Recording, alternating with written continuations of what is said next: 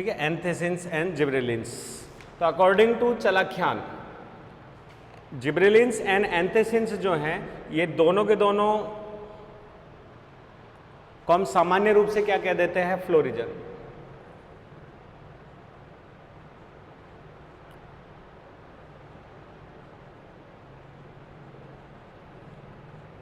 सामान्य रूप से हम क्या नाम दे देते हैं इनको, फ्लोरिजन्स। तो यहां पे कॉम्बिनेशन हो गया फ्लोरिजन्स का। फ्लोरिजन्स को हम बोल सकते हैं पुष्पीय हार्मोन,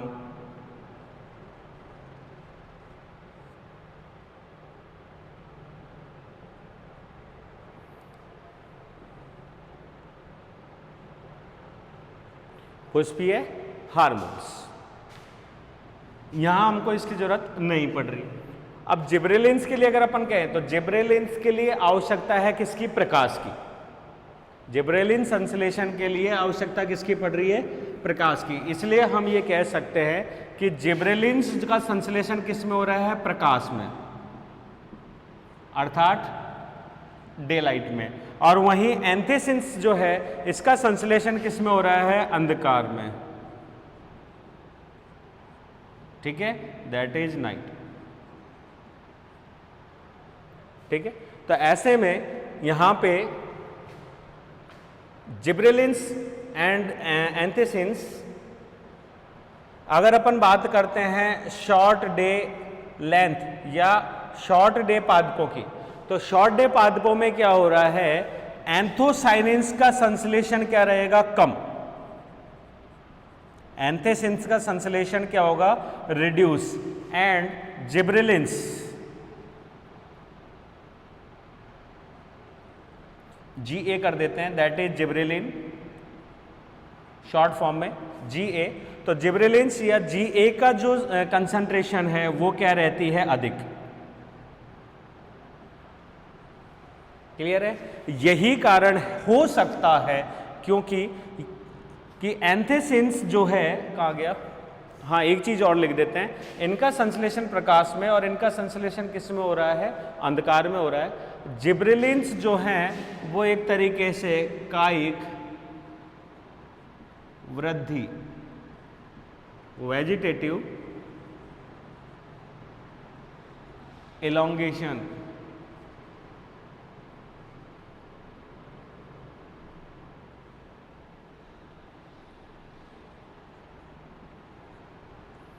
वेजिटेटिव एलोंगेशन, कायिक वृद्धि। वहीं एंथेसिन्स जो हैं ये किसके लिए है, फ्लोरिंग, पुष्पन को क्या करते हैं, स्टिमुलेट, उद्दीपित करते हैं।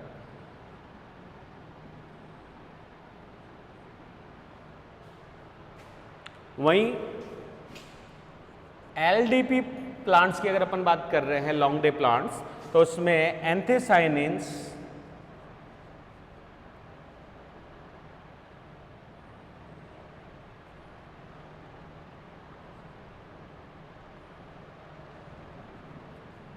जो है उपयुक्त या पर्याप्त मात्रा में सिंथेसाइज होता है, तथा जिब्रेलिन जो है वो कम या अल्प मात्रा में क्या होता है, संश्लेषित।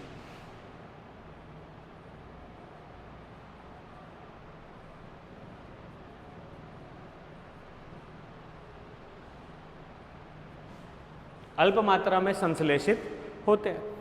ठीक है, एचडीपी एंड एलडीपी में। तो यही एक कारण है, हो सकता है कि रात में जब एंथेसिन्स का संश्लेषण कम हो रहा है तो इसी के संश्लेषण, क्योंकि जिब्रेलिन केवल एलोंगेशन हार्मोन है, इसकी अभी तक एक्सपेरिमेंटल ये प्रूफ एविडेंस नहीं मिला है कि ये फ्लोरिंग को स्टिमुलेट कर रहा है। ये केवल उद्दीपन या एक तरीके से एलोंगेशन को ही कंप्लीट कर रहा है। तो एंथोसायनिन की कमी के कारण और जिब्रेलिन की अधिक मात्रा के कारण इस प्रकार के पादप, कौन से, एचडीपी को जिब्रेलिन से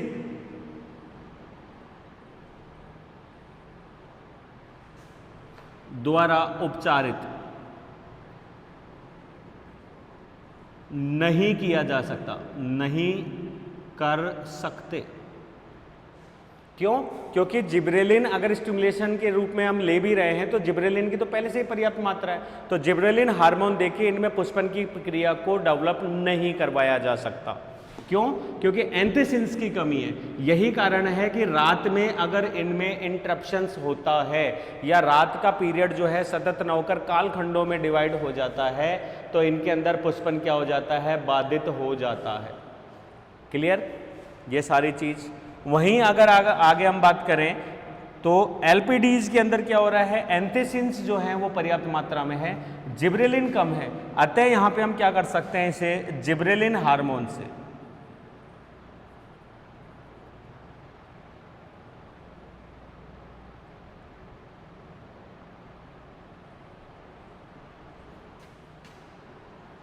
जिब्रेलिन द्वारा उपचारित कर सकते हैं। जिब्रेलिन द्वारा क्या कर सकते हैं? उपचारित किया जा सकता है या पुष्पन को क्या किया जा सकता है? क्या बोलते हैं? स्टिमुलेट किया जा सकता है। अतः यहां पे जिब्रेलिन हार्मोन जो है वो एलपीडी के लिए क्या हो गया?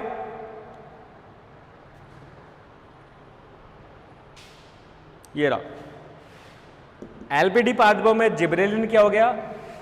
प्रदीप कालिक, मतलब फोटो पीरियडिज्म स्टिमुलेटर। वहीं अगर अपन एसपीडी की बात करें तो एंथोसाइनिन्स जो हैं वो किस रूप में आएंगे? यहां पे एक तरीके से कांतिक महत्व,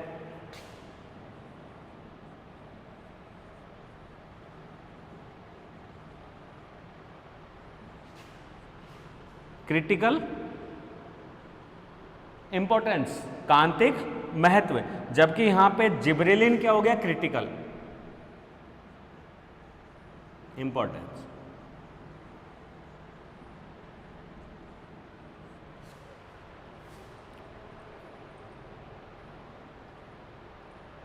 बस इतना ही।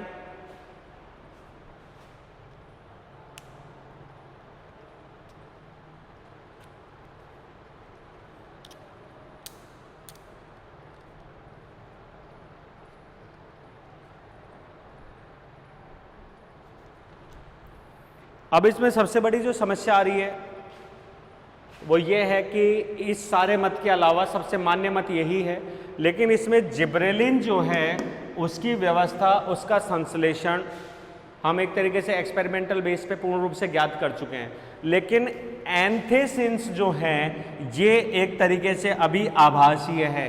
इनकी उपस्थिति या इनका संश्लेषण की प्राप्ति नहीं हुई है या अध्ययन अभी पूर्ण रूप से नहीं हुआ है। ठीक है, तो इनकी उपस्थिति या मौजूदगी का अभी कोई प्रूफ नहीं है, तो ऐसे में ये हम केवल एक आभासीय मात्र में इसको पढ़ते हैं या समझते हैं कि इस स्टिमुलेशन के कारण ऐसा होता है। ठीक है, तो अभी ये सारी चीज़ें जो हैं वो एक तरीके से एक्सपेरिमेंटल, अंडर एक्सपेरिमेंटल जो है वो ऑन है। कंप्लीट। तो ये सारा का सारा मत जो है वो केवल इसी के ऊपर टिका हुआ है, जिसको हम फ्लोरिंग हार्मोन या एक तरीके से फ्लोरिंग स्टिमुलेटिंग हार्मोन के रूप में अध्ययन कर रहे हैं। अब एक और मत यहाँ पे फ्लोरिजन कंसेप्ट के साथ में अब यहाँ पे फाइटोक्रोम कंसेप्ट और देख लेते हैं। फाइटोक्रोम कंसेप्ट या फाइटोक्रोम थियरी, एक बार इसको देख लीजिए।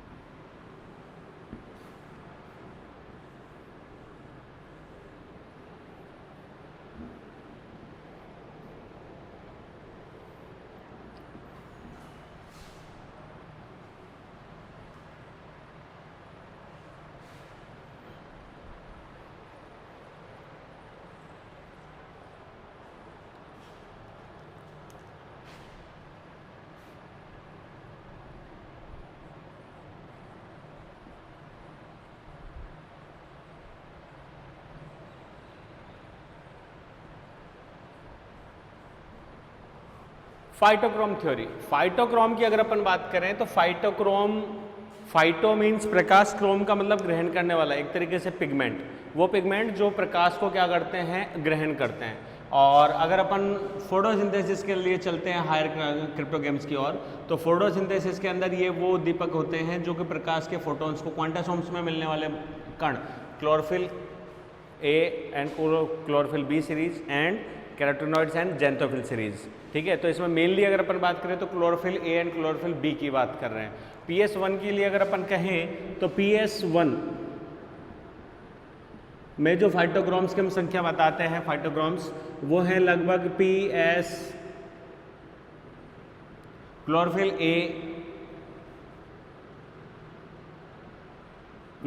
ए सीरीज में है लगभग 660, 665, 670, 678, 680, 690। ठीक है, देन क्लोरोफिल बी सीरीज के अंदर 650, 660 एंड 670। वहीं अगर अपन फोटो सिस्टम सेकेंड की बात करें तो इसके अंदर क्लोरोफिल ए और क्लोरोफिल ए, इसको और आगे बढ़ाए तो 700 भी इसके अंदर हम इंक्लूड कर लेते हैं। एक्चुअली 700 नहीं है, 698 या 697 के आसपास होता है। क्लोरोफिल ए की अगर अपन बात करें फोटो सिस्टम में तो ये है लगभग 650, 660, 670, 680 मैक्सिमम। और क्लोरोफिल बी की अगर हम बात करें तो 640, 650, 665 एंड 670 है इसमें, 670 के करीब ये मिलके बनाते हैं फोटो सिस्टम सेकेंड, और ये पिगमेंट जो है वो मिलके बनाते हैं photo system first. Photo system first में अगर हम विबग्योर की बात करें, ठीक है, तो ये है लगभग 330-370 nm से लगभग 680 nm तक वेवलेंथ के प्रकाश को हम धारण करते हैं। इससे ऊपर की तरफ आप जाएंगे तो ये हो गए एक तरीके से अवरक्त क्षेत्र, जिसके अंदर है क्या बोलते हैं, जस्ट इसके पास में एक्सरेज, एक्सरे के बाद फिर अल्फा, बीटा, गामा, डेल्टा, सारी किरणें, कॉस्मिक रेज। और इधर की तरफ अगर हम जाते हैं तो these are infra red. Infrared के बाद फिर क्योंकि वेवलेंथ बढ़ती जा रही है तो इंफ्रारेड के बाद में फिर एक तरीके से आ जाती है रेडियो वेव्स, तो वो सारी की सारी इसके अंदर आ जाती है। माइक्रोवेव, रेडियो वेव्स, देन फिर माइक्रोवेव्स इधर आ जाएंगी।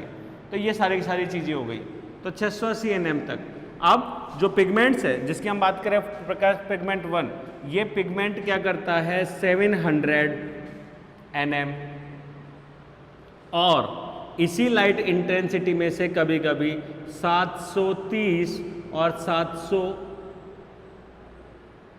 और 735 nm की लाइट को भी क्या कर लेता है, एब्जॉर्ब, दैट इज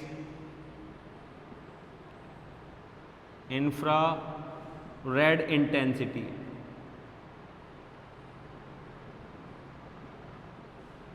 ठीक है, और ये केवल यही पिगमेंट ऐसा कर सकते हैं। तो फाइटोक्रोम थ्योरी जो है वो क्या दे रही है, फाइटोक्रोम थ्योरी ये कह रही है कि LDP प्लांट्स में फोटो पीरियडिक डे लेंथ बढ़ने पर, इंक्रीज होने पर लाइट इंटेंसिटी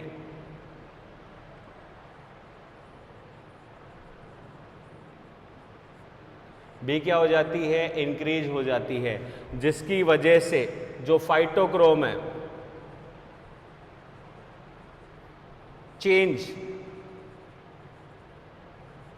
किसमें हो जाता है, इंफ्रा, किसमें है ये फाइटोक्रोम रेड, जो कि किसमें चेंज हो जाएगा, फाइटोक्रोम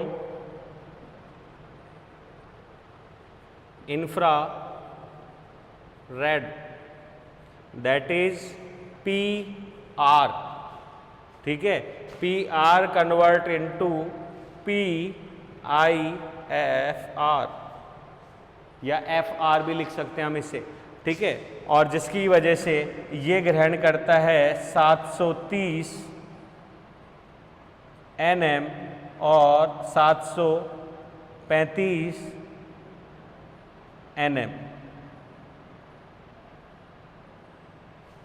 इंफ्रारेड में 730 Nm और 735 Nm की वेवलेंथ।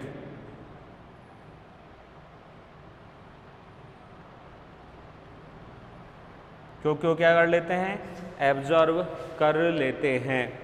और ये नॉर्मली किसको एब्जॉर्ब करते हैं, 660 Nm से 680 Nm की वेवलेंथ को क्या करते हैं, ठीक है। तो ये कब हुआ, जब डे के अंदर, और डे में भी कब हुआ, जब LDP बढ़ा।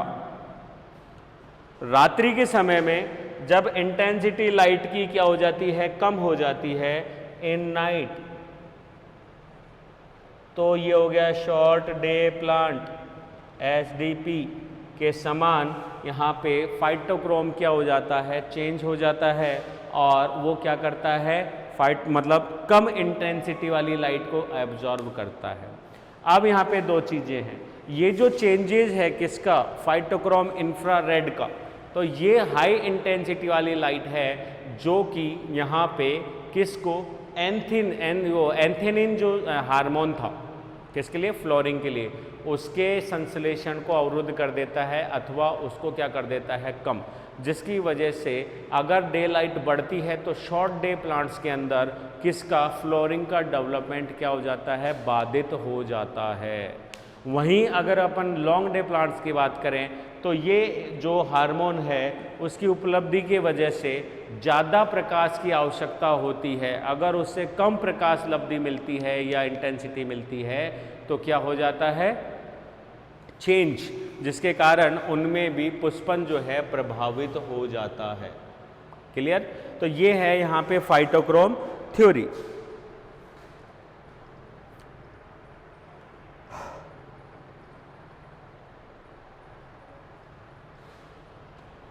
तो हम ये भी कह सकते हैं कि PFR जो है इंफ्रारेड, वो LDP पादपों को क्या करते हैं, प्रेरित करते हैं पुष्पन के लिए, जबकि जो PR है, सिंपल PR फाइटोक्रोम रेड, ये शॉर्ट डे प्लांट्स को क्या करते हैं, एक तरीके से स्टिमुलेट, फ्लोरिंग को स्टिमुलेट करने का कार्य करते हैं। ठीक है, ये कंप्लीट। इसमें एक छोटी सी टर्मिनोलॉजी जो है वो हमारी रह गई थी, जिसको हम पर्टिकुलर एक फोटो पीरियडिक साइकिल के रूप में कह सकते हैं। और इस साइकिल का यहाँ पे जो मीनिंग है वो केवल इतना है कि जो फोटो पीरियडिक इंडक्शन है वो एक साइकिल के रूप में कंप्लीट होता है। जब तक वह साइकिल कंप्लीट नहीं हो जाती तब तक प्रकाश संश्लेषण जो पुष्पन है वो क्या नहीं होता, कंप्लीट नहीं होता है। जैसे कुछ एग्जाम्पल्स अपन लें लॉन्ग डे प्लांट्स या शॉर्ट डे प्लांट्स में, तो इन चक्रों का होना आवश्यक है। जैसे इसको सिंपल वे में यूँ बता देता हूँ, ये हार्मोन्स भी हो गया, फाइटोक्राम्स भी हो गए, प्लस एंजाइम्स जीन्स स्टिमुलेशन भी हो गया, जो कि फ्लोरिंग में जिम्मेदार है। तो यहाँ कहने का मतलब ये है कि ऐसा सभी प्रजाति या सभी प्रकार के पुष्पों के साथ नहीं होता है कि हमने लॉन्ग डे प्लांट की बात की और लॉन्ग डे प्लांट में हमको 12 घंटे से कम चाहिए था, हमने उसको 10 घंटे का लाइट ड्यूरेशन दिया और फ्लोरिंग हो गई। नहीं, ऐसा सभी पादपों के साथ नहीं होता है। इसीलिए इसको फोटोपीरियडिक इंडक्शन साइकिल के रूप में कहते हैं कि जो इंडक्शन है, प्रेरण, वो एक साइकिल की फॉर्म में पूरा होता है। किसी पादप को एक कंप्लीट साइकिल की जरूरत होती है स्टिमुलेशन के लिए, किसी पादप को एक से ज़्यादा साइकिल्स की क्या होती है, आवश्यकता होती है। हाँ, इसमें एक ये हम व्याख्या दे सकते हैं कि जब ये फोटोपीरियडिक इंडक्शन साइकिल कंप्लीट हो गई किसी पादप में या जुवेनिल स्टेज मैच्योर स्टेज में, जब रिप्रोडक्शन या फ्लोरिंग उसको करना है, तो फिर परिस्थितियां अगर विषम हो जाएं तब भी फ्लोरिंग होती है, तब भी उनके अंदर फ्लोरिंग कंप्लीट होती है। जैसे यहाँ पे एक एग्जांपल फर्स्ट जो हम इतनी देर से इंडक्शन में पढ़ रहे थे, जैंथियम। तो जैंथियम की अगर अपन बात करें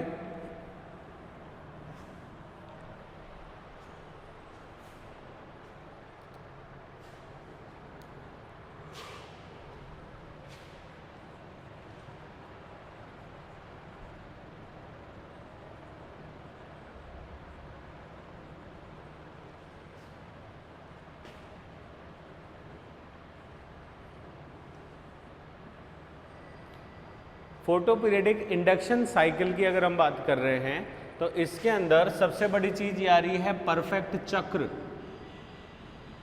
हम इसको पहले भी समझ चुके हैं, फोटोसिंथेटिक वो फोटो पीरियडिक इंडक्शन का मतलब प्रेरण, लेकिन उसमें चक्र की भूमिका बहुत बड़ी है। अर्थात चाहे शॉर्ट डे प्लांट हो या लॉन्ग डे प्लांट, इसके अंदर हम इस चीज को तो कंप्लीट कर चुके कि डे की तुलना में जो नाइट है, नाइट ड्यूरेशन, वही किसको एक तरीके से स्टिमुलेशन फोटो वो क्या बोलते हैं फोटो पीरियडिक इंडक्शन या स्टिमुलेशन को क्या करती है, प्रेरित करती है।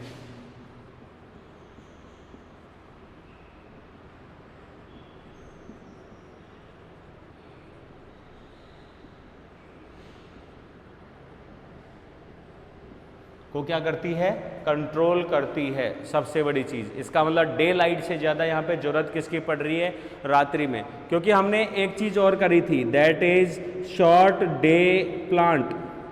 शॉर्ट डे प्लांट में हमको नाइट चाहिए ज्यादा, कितनी, लगभग 14 घंटे की, और डे हमको चाहिए था कम, जो कि आ रहा है कितना, 10 घंटे का। क्लियर है। ऐसे में एक्सपेरिमेंटल बेस पे ये भी कैलकुलेट या कंक्लूजन निकाला गया कि अगर रात्रि के समय में कोई इंटरप्शन होता है, कुछ क्षण के लिए भी अगर इंटरप्शन होता है तो फ्लोरिंग बाधा हो जाती है। क्लियर है। एक दूसरा, अगर डे टाइम में इंटरप्शन होता है तो फ्लोरिंग पे कोई प्रभाव नहीं पड़ रहा। दूसरी चीज इसी में, अगर हम इस पादप को किसकी, ग्लूकोज या स्टार्च की, सुक्रोज की सप्लाईज दे दें, और अगर उसमें दिन को होने ही नहीं दे, नाइट को कितनी देर के लिए ले जाएं, 24 आवर्स के लिए, तो भी उसमें फ्लोरिंग हो जाएगी। तो ये सबसे बड़ा एक तरीके से एविडेंस है जिसमें हम कह सकते हैं कि डे लाइट की हमको जरूरत नहीं पड़ रही। डे लाइट केवल और केवल किसके लिए है, प्रकाश संश्लेषण द्वारा स्टार्च या ग्लूकोज बनाने, रिजर्व फूड बनाने में ही काम आ रही है, स्टिमुलेशन में काम में नहीं आ रही। स्टिमुलेशन में केवल रात्रि ही काम में आ रही है। क्लियर। ये सारी चीज हो गई। तो यहाँ पे इसी चीज को देखते हुए एक कंसेप्ट सामने आ रहा है, इंडक्शन साइकिल। तो इंडक्शन साइकिल का मतलब है कि हर प्लांट का अपना अलग अलग एक तरीके से क्राइटेरिया फिक्स है। शॉर्ट डे हो चाहे लॉन्ग डे हो, ये अपने अकॉर्डिंग स्टिमुलेशन साइकिल्स को कंप्लीट करते हैं। जैसे कि यहाँ पे एग्जांपल हम ले रहे हैं जैंथियम का, तो जैंथियम एंड उसके साथ में एक एग्जांपल और दे दे तो फॉर्बिटिस।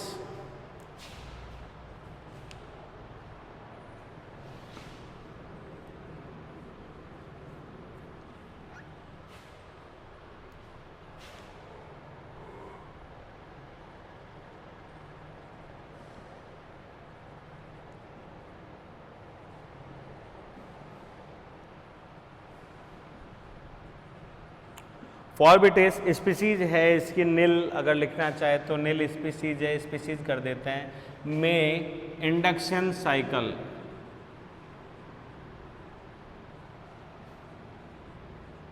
कितनी, केवल और केवल एक, ये है सबसे बड़ी चीज। ठीक है।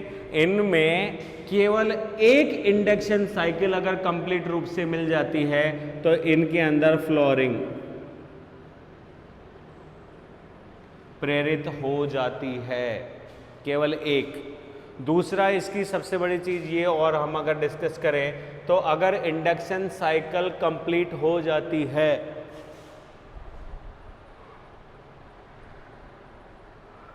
और उसके पास यदि क्या बोलते हैं प्रतिकूल अवस्थाएं, परिस्थिति भी डेवलप हो जाए, तब भी फ्लोरिंग कंप्लीट होती है।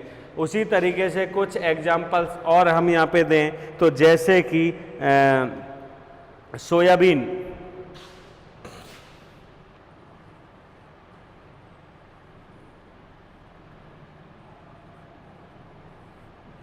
सोयाबीन में लगभग 2 इंडक्शन साइकिल्स। वहीं हेनबैन की अपन बात करें तो उसमें लगभग 3 इंडक्शन। ठीक है, और वहीं अगर अपन बात करें हैंड वैन के अलावा, तो हैंड वैन में हमारे पास में वो क्या नाम है, चुकंदर, बीट रूट।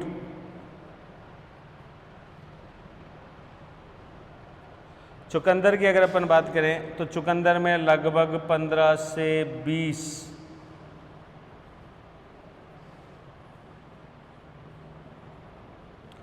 साइकिल्स की आवश्यकता होती है। क्लियर है? तो यहाँ कहने का मतलब है कि ये जो इंडक्शन साइकिल हो रही है, इस इंडक्शन साइकिल को कंप्लीट होना फ्लोरिंग के लिए आवश्यक है। अगर इसमें इंटरप्शन आता है तो फ्लोरिंग क्या हो जाती है, बाधित हो जाती है। और इस प्रकार की बाधन को हम बोल सकते हैं, एक तरीके से एक टर्म है हमारे पास में, नाइट इंटरप्शन।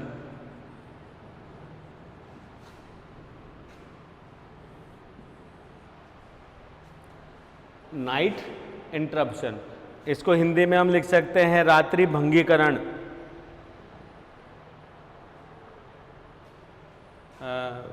फिनोमिना, रात्रि भंगीकरण। और ये एक तरीके से शॉर्ट डे प्लांट्स के अंदर होता है, लॉन्ग डे प्लांट्स में इसका ज़्यादा प्रभाव नहीं पड़ता। परिकल्पना, फिनोमिना।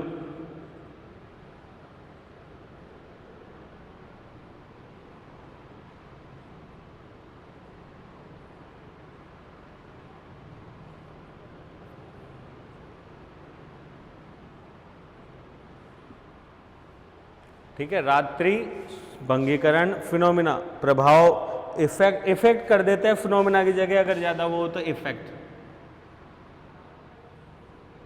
प्रभाव। ठीक है, इसी में ही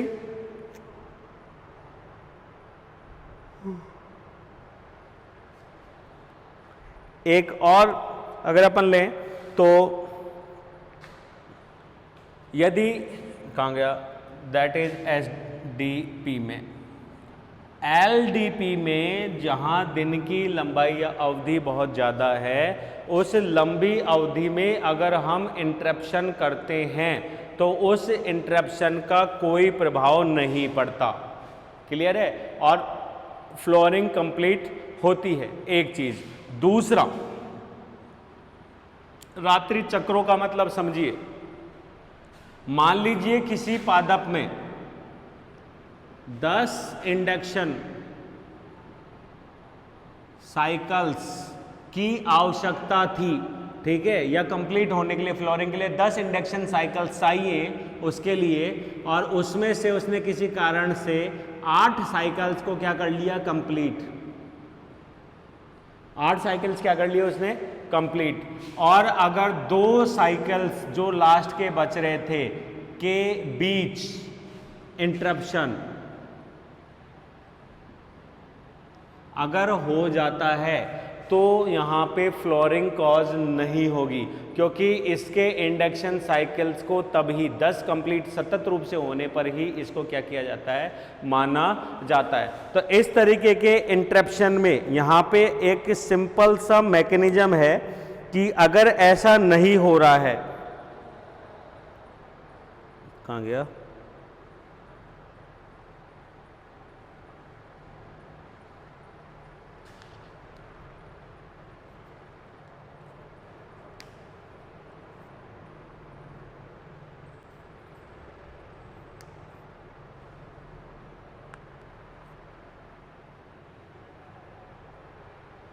कहाँ गया, हाँ, उसको 10 इंडक्शन साइकिल्स की जरूरत थी और उसमें से 8 कंप्लीट हुए, और 8 के बाद में यहाँ पे जो बीच इंटरप्शन हो गया या कंडीशंस कैसी हो गई, अनफेवरेबल, तो इस प्रकार के साइकिल में फ्लोरिंग कंप्लीट नहीं होगी, और इसको हम कह सकते हैं इंटरप्शन।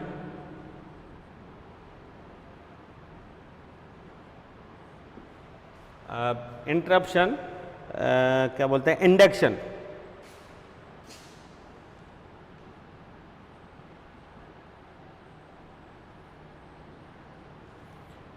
इंटरप्शन का मतलब तो हो गया भंगीकरण,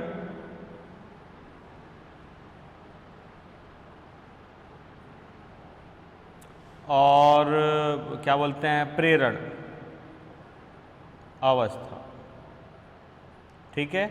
और इसकी वजह से नो फ्लोरिंग, नो फ्लोरिंग, ठीक है। लेकिन यहीं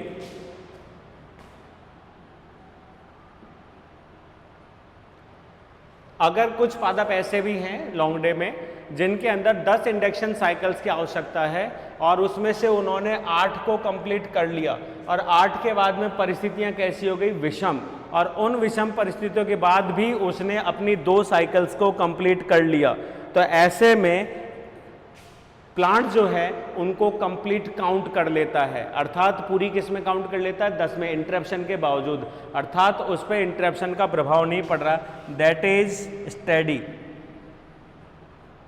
स्टेट इंडक्शन, ठीक है। और स्टेडी स्टेट इंडक्शन की अगर अपन बात करें तो इसका मतलब है एक तरीके से स्टेडी का मतलब सदैव स्थायी दशा प्रेरण,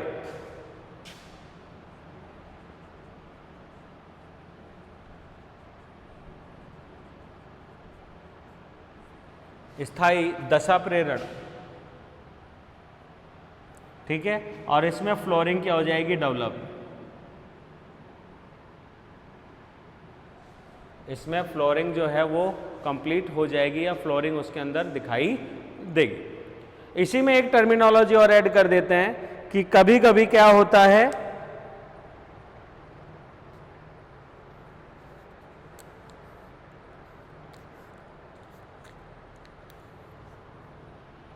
कहाँ गया, हाँ, कभी कभी कुछ पादप क्या करते हैं कि ये जो साइकिल्स है इसमें, जैसे अभी हमने स्टेडी स्टेट की हम बात करें तो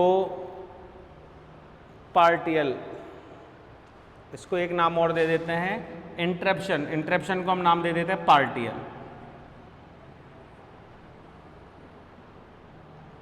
स्टेट इंडक्शन, बस ये काफी है।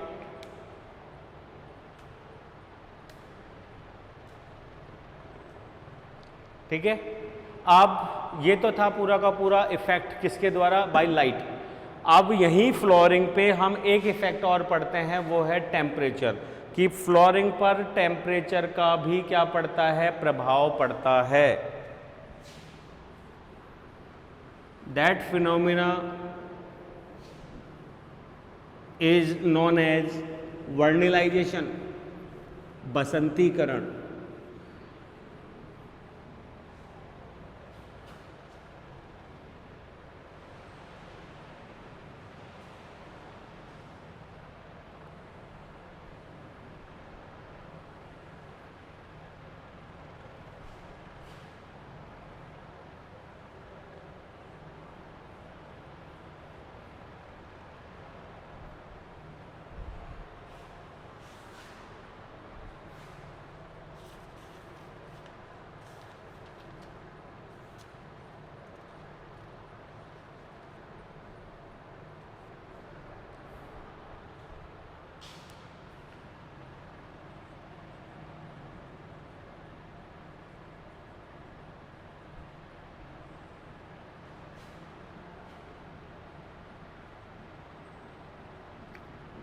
वही जो हमने प्रारंभ में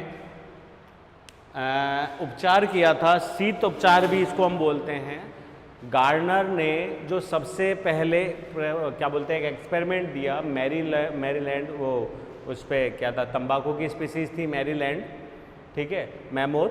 उस पर उन्होंने क्या देखा कि जब नॉर्मल प्लांट को ग्रो किया जा रहा है तो उसके अंदर गर्मियों में पुष्पन नहीं हो रहा, लेकिन उसी पादप को जब शीत ऋतु में ग्रीन हाउस इफेक्ट में क्या बोलते हैं ग्रो किया जा रहा है तो उसमें पुष्पन जो है वो हो रहा है, आसानी से पुष्पन उसमें स्टिमुलेट हो जाता है।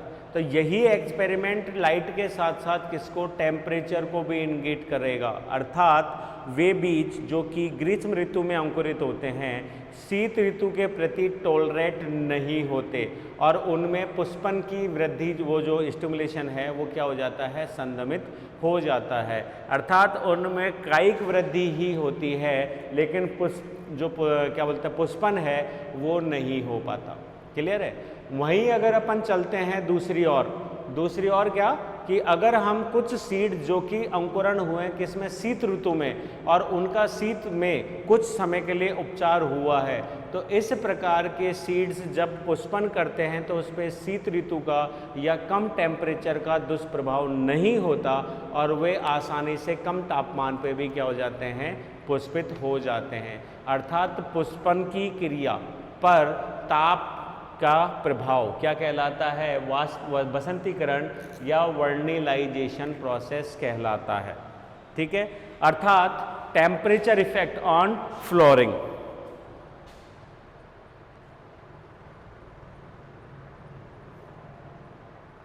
और इस द्वारा उपचरित जो सीड होते हैं उनमें ग्रीष्म ऋतु में भी क्या हो जाता है, डेवलपमेंट हो जाता है। यही एग्जाम्पल प्रैक्टिकल जो है वो लेनेस्को ने गेहूं के ऊपर किया था, जो मैंने आपको अभी समझा दिया अकॉर्डिंग टू आवर सिलेबस। तो उन्होंने क्या किया, गेहूं की 2 स्पीसीज काउंट कर ली, एक ले लिया बसंत गेहूं, एक ले लिया शीत गेहूं। बसंत गेहूं को जब अंकुरित किया तो उसमें शीत ऋतु में सीडलिंग में जो है कायिक वृद्धि हो रही है, एक तरीके से फ्लोरिंग नहीं हो रही। लेकिन शीत ऋतु में जो गेहूं को हमने ग्रो किया उसमें शीत ऋतु में क्या हो जाता है, फ्लोरिंग देखने को मिलती है। अर्थात कोई ना कोई इफेक्ट है, मतलब टेम्परेचर इफेक्ट, जो कि इस बीजों में कायिक वृद्धि और किसको, फ्लोरिंग को इफेक्ट करता है। एक चीज़। दूसरा, हम फोटो पीरियडिज्म में एक चीज़ को, कंसेप्ट को क्लियर करते हुए आ गए, और वो कंसेप्ट क्या था, सबसे बड़ी चीज़ कि यहाँ पे एक वृद्धि हो रही है, कौन सी, वेजिटेटिव, कायिक। ठीक है, और कायिक वृद्धि जो है वो संदमित करती है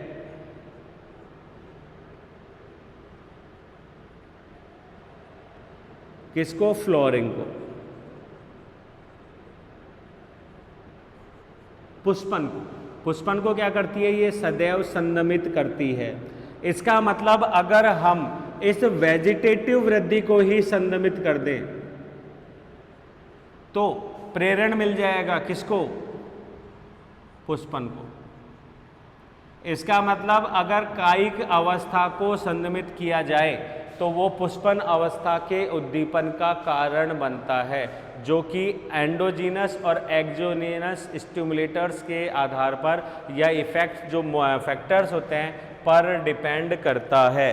तो यहाँ पे जो गेहूं का एग्जाम्पल हमने लिया वो यही चीज़ को शो कर रहा है कि वहाँ वेजिटेटिव ग्रोथ जो है उसको रोका गया। यहाँ तक कि एक और सबसे बड़ा एक्सपेरिमेंट कि बीजों को शीत से उपचारित करने के बाद या शरद जो गेहूं था उसको उपचारित करने के बाद देखा गया कि उसमें पुष्पन भी कायिक वृद्धि की रुकावट से पहले हो जाता है। मतलब यहाँ पे अगर नहीं कर रहे हैं तो कायिक वृद्धि ज़्यादा समय के लिए होती है, लेकिन शीत उपचारित करने के बाद जो प्रेरण होता है उसमें पुष्पन उसकी कायिक वृद्धि पूरी होने से पहले ही हो जाता है। अर्थात कायिक वृद्धि क्या हो जाती है, रुक जाती है या संदमित कर दी जाती है।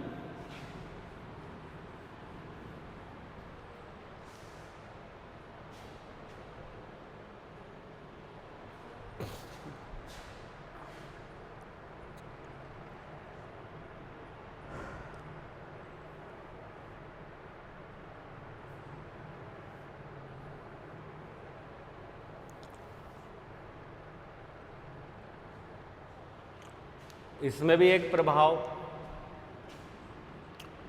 0 डिग्री से 7 डिग्री टेम्परेचर पर सीड्स को उपचारित करके क्या कर देना, एक तरीके से अंकुरण के बाद उपचार करना शीत उपचार कहलाता है। क्लियर है। वहीं एक टेम्परेचर है 0 डिग्री, वहीं एक टेम्परेचर है 14 डिग्री सेंटीग्रेड। ठीक है, इस टेम्परेचर पर शीत उपचार,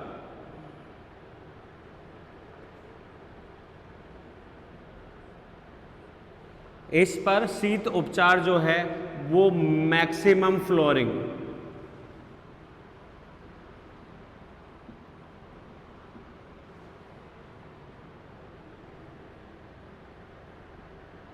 मैक्सिमम फ्लोरिंग को क्या करता है, उद्दीपित करता है।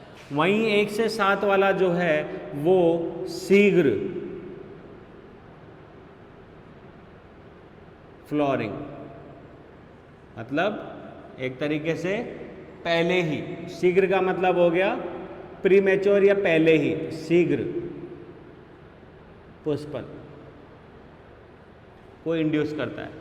तो अगर इन दोनों टेम्परेचर्स के लिए अगर हम कहें तो हम अगर इसको 0 से 15 डिग्री सेंटीग्रेड का तापमान दें तो इसमें पुष्पन क्या हो जाएगा, संदमित। पुष्पन क्या हो जाएगा, संदमित, मतलब फ्लोरिंग इंड्यूस होगी ही नहीं। इसका मतलब पर्टिकुलर टेम्परेचर जो है वही इसमें क्रिटिकल टेम्परेचर के रूप में कार्य करता है।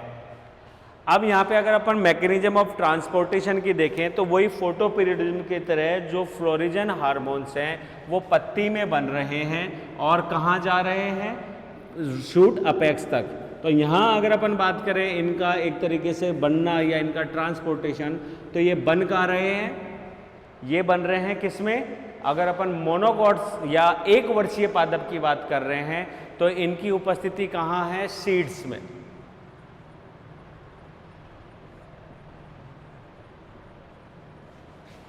मैं इसके स्टिमुलेटर्स किस में मिलेंगे, सीड के अंदर ही, क्लियर है। लेकिन अगर अपन बाइनियल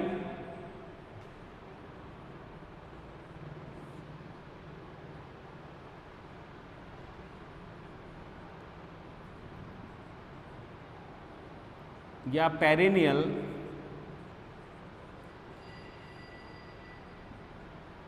प्लांट्स की बात करें तो इनकी संश्लेषण जो है वो कहाँ हो रहा है, एक्चुअली में एपिकल ग्रोथ्स में।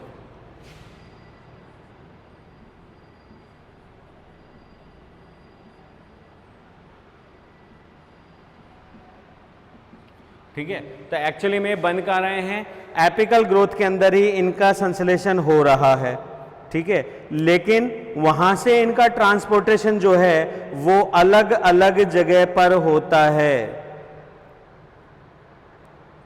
ठीक है।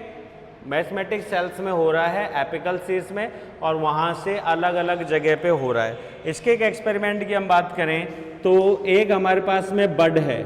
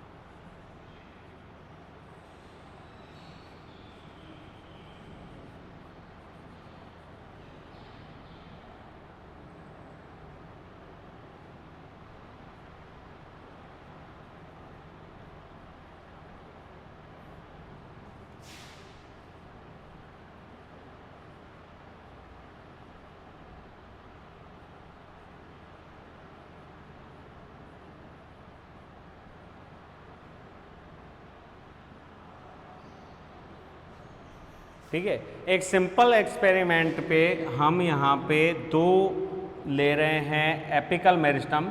ये केवल डायग्राम के लिए मैंने फ्लोर बना दिया डेवलपमेंट में, एक्चुअली में फ्लोर मत मानिए, इसको एपिकल मेरिस्टम मानिए। ये रहा, दैट इज एपिकल मेरिस्टम, एक, और ये दूसरा। क्लियर है? तो इसके ऊपर हम टेम्परेचर इफेक्ट डाल रहे हैं, मतलब नहीं डाल रहे, और उसके ऊपर हम वर्निलाइजेशन या शीत उपचार का इफेक्ट डाल रहे हैं। तो जब हम देखते हैं तो जिसके ऊपर हमने वर्निलाइजेशन शीट इफेक्ट डाला है, शीट मतलब एक तरीके से चिल्ड इफेक्ट डाला है, तो वहाँ पे बसंतीकरण के फलस्वरूप पुष्पन हो रहा है, जबकि इसके अंदर पुष्पन नहीं होगा।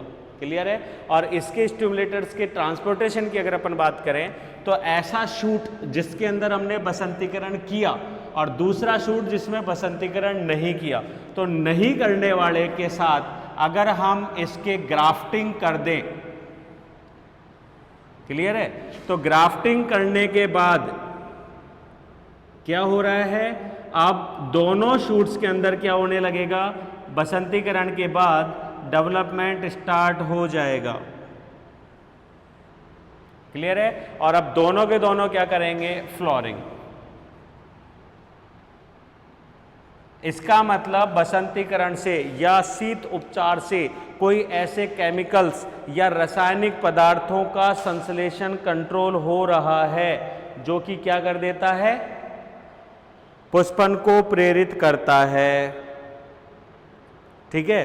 और इस एक्सपेरिमेंट से ये प्रूफ हो गया फोटोपीरियडिज्म की तरह कि वो स्टिमुलेटर्स भी जो हैं वो स्टेम के क्या बोलते हैं फ्लोएम पार्ट से एक स्थान से दूसरे स्थान पर या पादप के दूसरे भागों तक क्या होते हैं, ट्रांसपोर्ट होते हैं, जो कि उद्दीपन का कार्य करते हैं।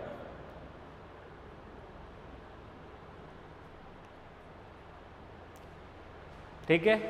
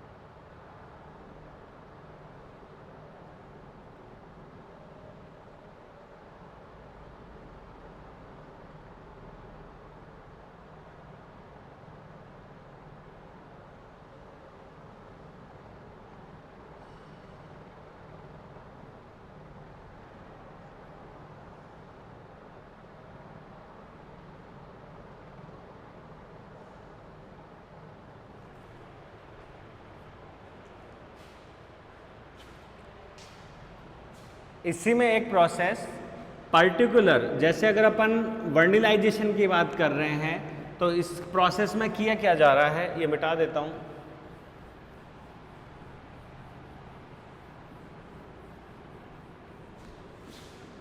कि सीड्स को उपयुक्त या पर्याप्त जल मात्रा देकर क्या किया जाता है, इम्बिबिशन द्वारा अंकुरण प्रेरित किया जाता है।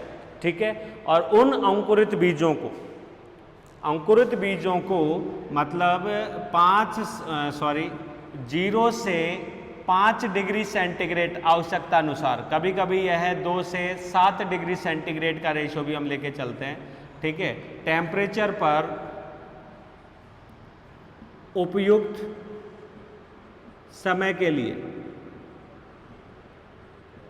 उपचारित। ठीक है? और ये जो समय है ये कुछ घंटे से कुछ दिन और कुछ हफ्ते तक हो सकता है। ये भिन्न भिन्न प्रकार की फैमिलीज या स्पीसीज पर डिपेंड करता है।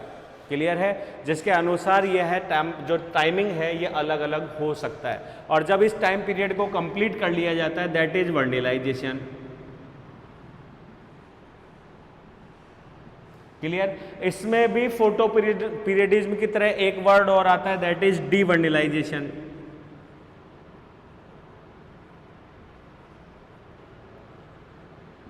अबसंतीकरण,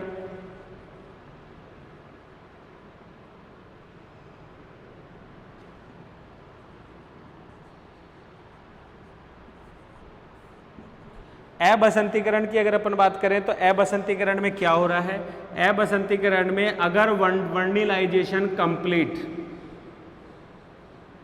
हो जाता है, अगर कंप्लीट हो जाता है तो फिर अनफेवरेबल,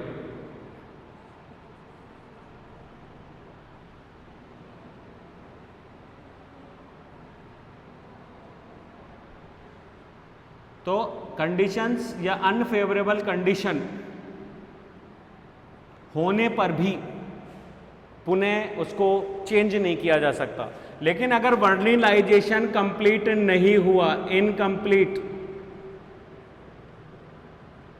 ठीक है, और ऐसे में अगर हम टेम्परेचर को क्या कर दें, इंक्रीज कर दें या फिर इंटरप्ट कर दें, बाधित कर दें, तो उसकी वजह से वर्निलाइजेशन प्रोसेस उल्टी दिशा में चली जाती है और उसको हम क्या बोलते हैं, डीवर्निलाइजेशन। क्लियर है। और डीवर्निलाइजेशन जो है पुष्पन को रोककर कायिक वृद्धि को बढ़ाता है। तो यहाँ पे सिंपल सी हमारी लैंग्वेज जो है वो यही है कि एक्चुअली में कायिक वृद्धि को सस्पेंड करना पुष्पन को प्रेरित करना होता है, ठीक है। और कायिक वृद्धि अगर सस्पेंड नहीं होती है तो पुष्पन नहीं होगा। अतः पुष्पन के लिए कायिक वृद्धि को संदमित करना क्या है, आवश्यक होता है। तो इसको हम एक निम्न चार्ट से समझ सकते हैं, जैसे कि कोई भी पादप ए है, उसको शीत उपचार देने के बाद में वो बदल जाता है किसमें, बी में, जिसको हम बोलते हैं वर्निलाइज्ड।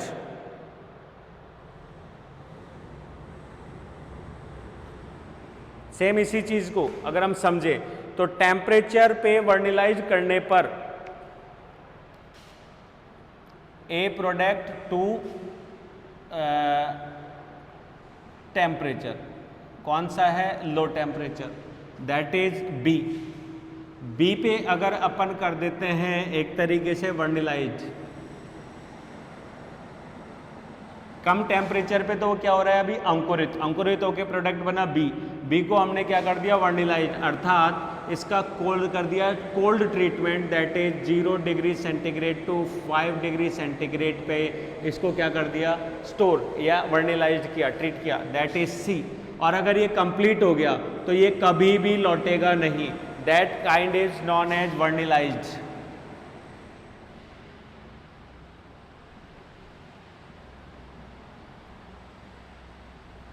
ठीक है। और अगर ये वर्निलाइजेशन के बीच में इंटरप्ट हो गया तो दैट प्रोडक्ट इज डी, और इसमें पुष्पन प्रेरित नहीं होगा, जबकि उसके अंदर वेजिटेटिव ग्रोथ कम और पुष्पन जो है ज़्यादा जल्दी प्रेरित होगा। और डी के अंदर जो है वो पुष्पन प्रेरित नहीं होगा, इसका विघटन हो जाएगा, दैट इज डी वर्निलाइज्ड।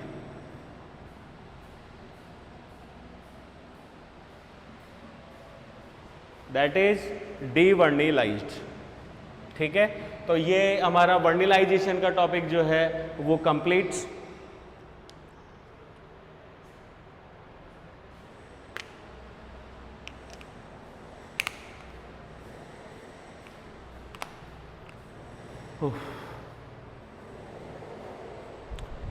इसके अगर कुछ उपयोगिताओं की अगर अपन बात करें तो मेन उपयोगिता तो यही कह सकते हैं कि शरद काल की कुछ प्रजातियां जो कि शरद काल में अंकुरित होती हैं वो किसके लिए, एक तरीके से चिलिंग इफेक्ट के लिए मतलब वो नहीं होती, टॉलरेबल नहीं होती। तो ऐसे में उनका वर्निलाइजेशन प्रोसेस की वजह से अब वो शीत ऋतु में भी क्या कर सकती हैं, फ्लोरिंग दे सकती हैं, ठीक है, टॉलरेंसी उनके अंदर आ जाती है।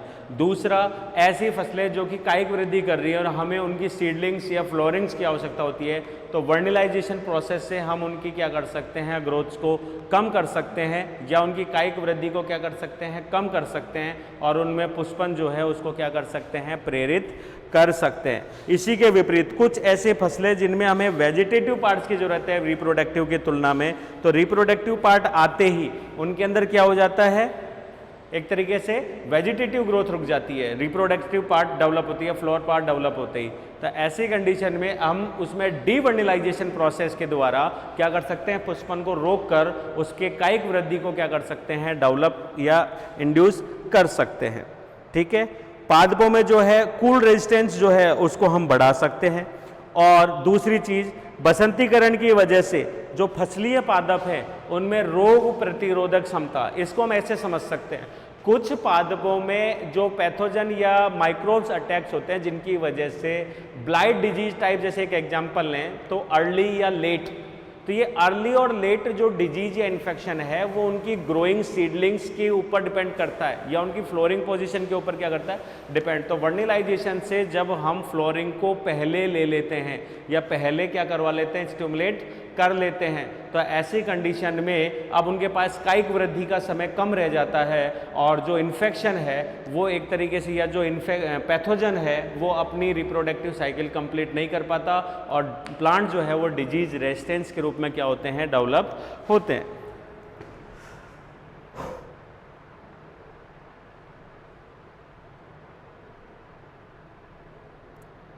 और इन सारी चीज़ों में बसंतीकरण के लिए हम काफ़ी प्लांट्स को नई स्पीसीज या वैरायटीज़ के रूप में डेवलप कर पाए। लेकिन यहाँ पे अगर अपन कहें बाय हमारी ग्रीन रेवोल्यूशन, तो इंडिया में बसंतीकरण या हमारी जो एटमॉस्फेरिक कंडीशन है, जलवायु, उसके अंदर मौसमों का बदलाव बहुत ज़्यादा है। हमारे अंदर लगभग 6 मौसम जो है परिवर्तन हो रहे हैं। तो बसंतीकरण जो प्रोसेस है वो बहुत ज़्यादा इफ़ेक्टिव नहीं है, ठीक है। प्लस हमारी इस जलवायु में हम एक सीजन में या एक मौसम में जो है वो क्या कर लेते हैं, एक से ज़्यादा बार फसलों को प्राप्त करते हैं, मैक्सिमम 3 बार तो हम प्राप्त कर ही लेते हैं। तो बसंतीकरण की वजह से एक सुविधा और मिल जाती है कि वो सीड्स या वो स्पीसीज जो वर्ष में एक बार ही क्या कर सकती है, डेवलपमेंट कर सकती है, वो इसकी वजह से क्या हो जाएगी, वर्ष में 2 बार या 1 बार से ज़्यादा क्या कर सकती है, पुष्पन को प्रेरित कर सकती है, जिससे हम उसे ज़्यादा बार में पैदावार के रूप में यूज में ले सकते हैं। तो इंडिया में बसंतीकरण का भी बहुत ज़्यादा लाभ या एक्सपेरिमेंट्स नहीं है, ठीक है। तो आज की क्लास में इतना ही। नेक्स्ट क्लास में फिर हम देखते हैं इसमें कुछ plant movements and plant growth hormones. तो आज की क्लास में इतना ही। थैंक्स।